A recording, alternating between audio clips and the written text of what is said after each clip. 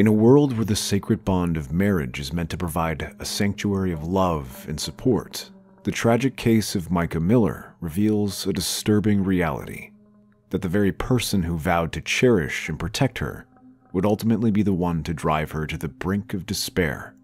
Mica's story is a chilling reminder that even in the most seemingly idyllic relationships, the darkest secrets can lurk beneath the surface, waiting to be uncovered.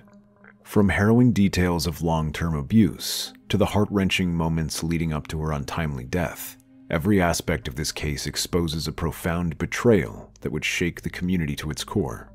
On April 27, 2024, the quiet community of Myrtle Beach, South Carolina was shaken to its core by the devastating death of 30-year-old Mica Miller, a vibrant and ambitious woman who had been married to a local pastor, John Paul J.P. Miller, for nearly 7 years.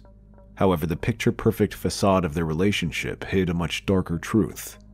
As the investigation into Mica's death unfolded, a complex and heartbreaking tale would emerge, one that would challenge the community's faith and test the limits of the justice system.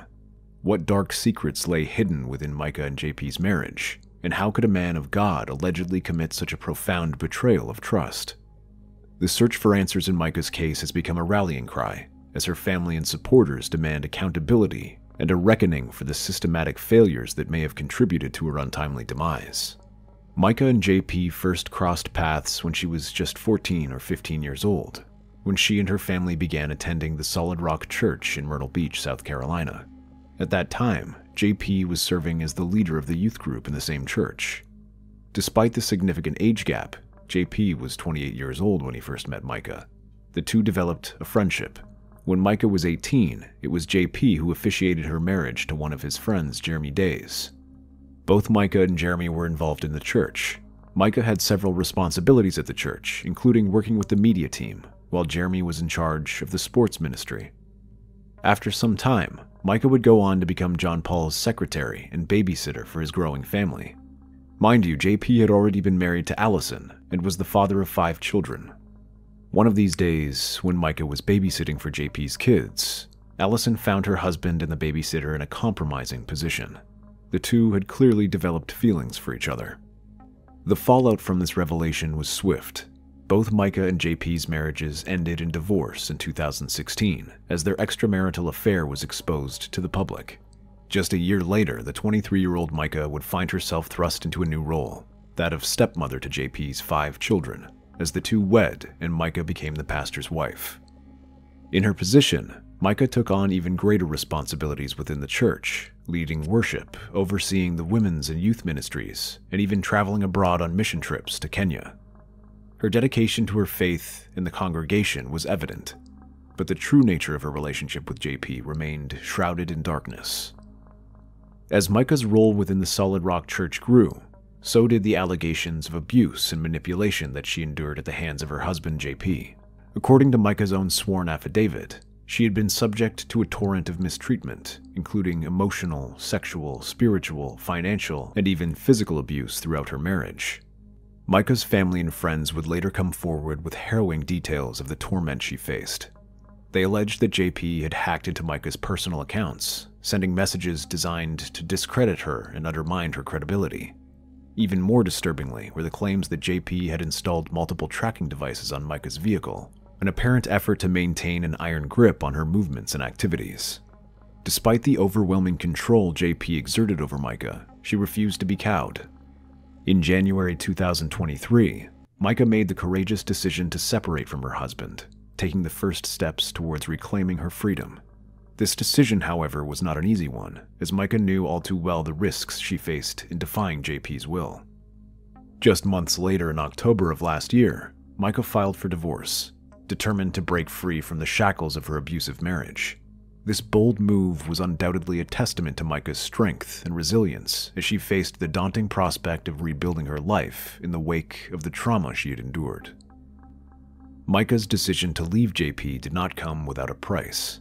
A couple of times she contacted the police after sensing that someone was tailing and stalking her, which made her apprehensive as she made an effort to detach herself from the bond of marriage. Mica reported that her tires had been slashed and a tracking device had been found on her car, further fueling her concerns about JP's obsessive need to maintain control over her. These incidents only served to heighten Mica's sense of vulnerability as she navigated the treacherous waters of a divorce while constantly looking over her shoulder, fearing the repercussions of her actions. The months leading up to Mica's tragic death were marked by a series of disturbing incidents that only served to heighten the sense of unease and suspicion surrounding her relationship with JP. As Mica fought to extricate herself from the marriage and assert her independence, JP responded with a series of increasingly desperate and sinister tactics designed to maintain his control over her. In February 2024, Mica's fragile sense of freedom was shattered when JP orchestrated her involuntary hospitalization. Under the guise of concern for her well-being, JP claimed that Mica was not properly taking her medication, a pretext that allowed him to have her forcibly admitted to a psychiatric facility. However, Mica's family and friends saw through this ruse, firmly believing that JP had exaggerated her mental health issues as a means of further undermining her and solidifying his control over the situation. The implications of this incident were chilling. JP took Mica to a psychiatric hospital against her wish, which showed his readiness to exploit the system meant for safeguarding susceptible individuals. He had weaponized Mica's mental health struggles, twisting them to suit his own nefarious ends and leaving her feeling trapped and powerless in the face of his schemes. The following month, in March 2024, Mica's sense of security was shattered once again when she reported to the police that her tires had been slashed. This, however, marked just one of the instances in a sequence of events that comprised destruction, since it was later established that there was a tracker on Mica's car. Such findings escalated Mica's fear and suspicion as she was separating and heading toward divorce. The fact that the tracking device had been used was chilling, showing how JP could go to all lengths in order to control and keep tabs on every move Mica made, even as she tried to escape his grip. The knowledge that she was being watched, that her every step was being tracked, must have been a constant source of anxiety and dread for Mica, a reminder of the power that JP still held over her.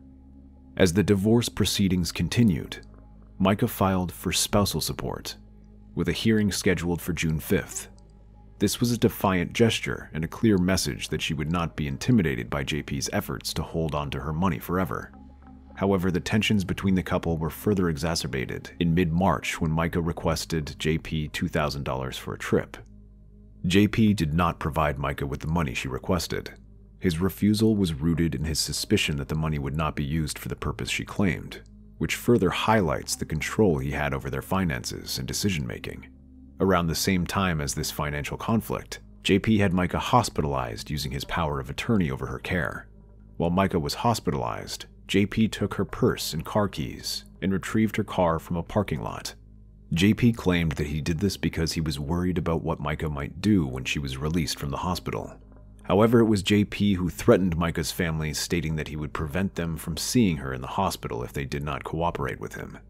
Mica's father, Michael, requested to see the papers that gave JP power of attorney over Mica's care.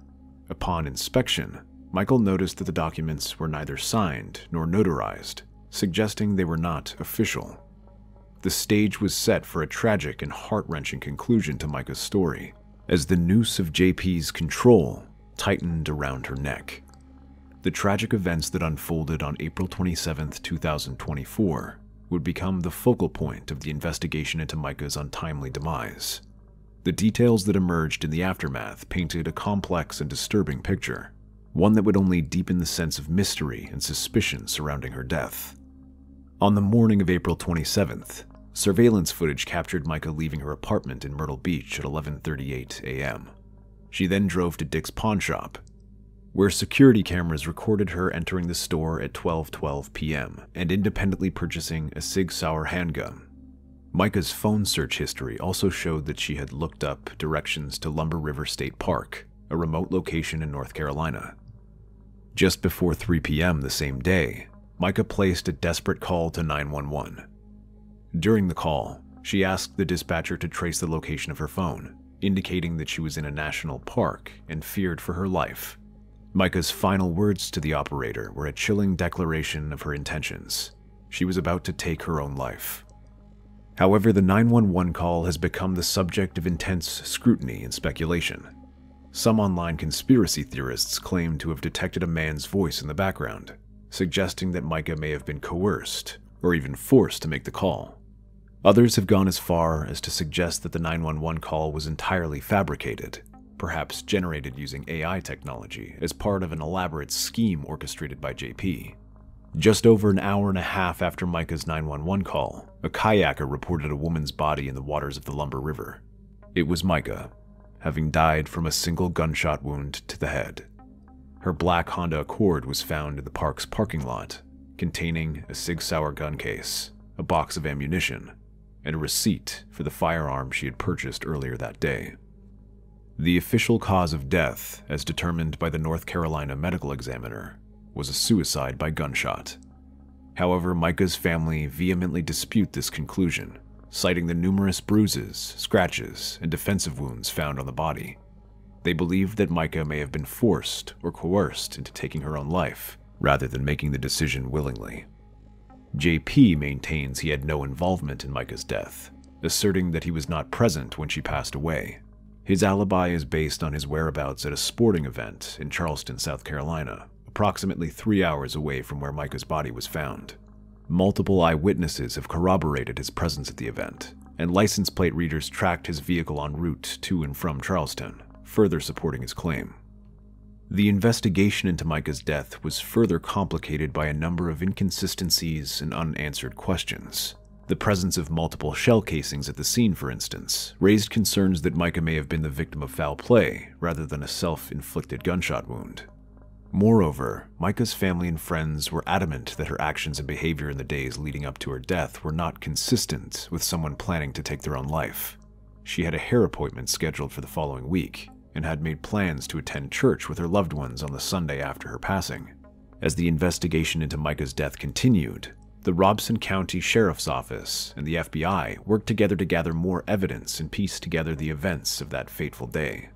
However, the public outcry for justice and accountability only grew louder, with Mica's family and supporters refusing to accept the official narrative of suicide. The suspicion surrounding JP's potential involvement in Mica's death remained in the central focus of the investigation. The allegations of abuse, manipulation, and financial impropriety that had plagued their marriage only added to the sense that there was more to the story than met the eye. Ultimately, the investigation into Mica's death would become a complex and multifaceted endeavor, one that would test the limits of the authorities' abilities to uncover the truth and provide the answers that Mica's family and the broader community so desperately sought. As the investigation into Mica's death continued, JP's behavior and statements only added to the sense of unease and suspicion surrounding his involvement in the tragedy. The details that emerged painted a picture of a man who was increasingly erratic and unpredictable, his actions and words seemingly designed to confuse and manipulate those around him. Just a day after Mica's body was discovered in the Lumber River, JP made a startling announcement to the congregation of the Solid Rock Church. Rather than addressing the congregation in a solemn and respectful manner, JP's words were casual and unsettling. He began by telling the congregation that there would be no altar call that day. Instead, he asked them to stand up as he made an announcement. JP then instructed the congregation to leave the church quietly and not discuss the announcement within the building. In a bizarre move, JP then asked the congregation to continue attending church and serving in their roles, stating that he would be taking a break for a few days or weeks. He then delivered the shocking news that his wife had passed away, declaring that it was self-induced and had occurred in North Carolina. JP's demeanor during this announcement was equally unsettling. He appeared to be going on adrenaline, as he put it, and asked the congregation to pray for him and his children. He also claimed that Mica wasn't well mentally and needed medication that was difficult to obtain. The pastor's words were particularly jarring given that Mica's body had been discovered less than 24 hours earlier, and the coroner had yet to determine the cause of death. The Robeson County Police were still treating the incident as a suspicious death, yet JP had already declared it a suicide, blaming Mica's mental illness. Despite the overwhelming evidence of abuse and manipulation that plagued their marriage, JP denied any wrongdoing. He claimed that the allegations of abuse were false and that he had never hurt Mica in any way. However, Mica's family and friends knew better, and they refused to accept his denials at face value. JP's actions in the days following Mica's death were equally disturbing. He pushed for immediate cremation, refusing to allow her family to view her body until they agreed to his demands. This only added to the sense that JP was trying to cover his tracks, to erase any evidence of his involvement in Mica's death. In a move that deepened the sense of unease and suspicion, JP hired a lawyer and issued letters for an end to the accusations against him. These letters were filled with veiled threats and intimidation, as if JP were trying to silence anyone who dared question his involvement in Mica's death. As the details of JP's behavior and statements emerged, the public outcry for justice and accountability only grew louder. Mica's family and friends, as well as the broader community, demanded answers and called for the authorities to take action against those responsible for her death. As the investigation into Mica's death continued, the FBI and U.S. Attorney's Office joined the probe, adding their considerable resources and expertise to the case. However, it remained unclear exactly what aspects of the investigation the federal authorities were focusing on. Mica's family expressed deep concerns about the thoroughness of the autopsy analysis. They spoke about the autopsy having no information related to gunshot residue and who it was that ordered the concerned authorities not to conduct these analyses. Secondly, the family also raised concerns related to the toxicology analysis of Mica, whether she was even in her senses at the time of her death, or was she under heavy substance influence. There was no record of any of that. The family's fears were compounded by the fact that Mica's body had been cremated shortly after her death, at the insistence of JP, making it impossible to conduct a second independent autopsy. This decision by JP only added to the growing suspicion that he had something to hide. As the investigation progressed, a range of theories emerged about JP's potential involvement in Mica's death. It was speculated by some that he might have used his boat to take Mica's body to the remote spot where it was found, or maybe this 911 call she made may also have just been part of a ruse. The security footage from the pawn shop where Mica purchased the gun also came under scrutiny, with some theorizing that the timestamps may have been altered to fit a particular narrative.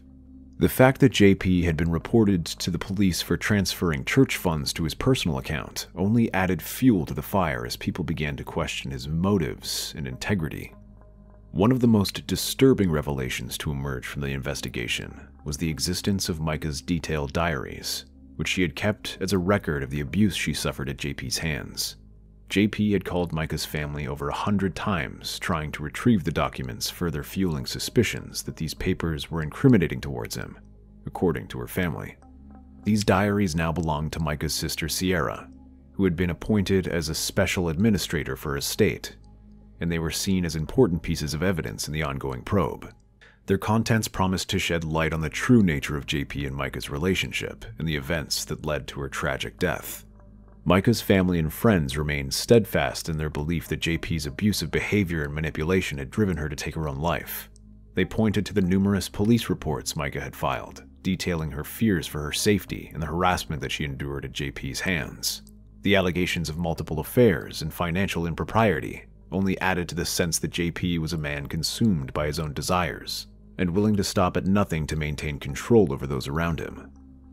As the investigation continued, more and more people came forward with stories of JP's inappropriate behavior and the harm he had caused to those in his orbit. The tragic death of Mica Miller sent shockwaves through the community, sparking a range of reactions and consequences in the aftermath. The Solid Rock Church, where JP served as a pastor, found itself at the center of the controversy. Church leaders reported receiving a barrage of harassing phone calls and messages from those seeking answers and demanding accountability. The situation was no less dire for those directly involved in the investigation. The coroner who had performed the medical examination on Mica's body found themselves the target of threats, as did Johnny Jacobs, the fisherman who had first discovered Mica's body in the Lumber River. Mica's family, led by her sister Sierra, remained steadfast in the refusal to accept the official narrative surrounding her death. They were convinced that Mica's death had been staged and premeditated by JP, and they were determined to uncover the truth, no matter the cost. The family's unwavering commitment to seeking justice for Mica was a testament to their love and devotion, as well as their deep-seated belief that the authorities had failed to fully investigate the circumstances surrounding her demise. As the details of the case continue to emerge, the public outcry for action to be taken against JP only grows louder. Mica's supporters, both within the community and across social media, demand that the authorities hold the pastor accountable for his alleged role in her death. The aftermath of Mica's death is a complex and multifaceted affair, with the reverberations felt across the community and beyond. The harassment of those involved in the case, the unwavering determination of Mica's family, and the ongoing calls for accountability all serve as a stark reminder of the profound impact that this tragedy has had on all those touched by it.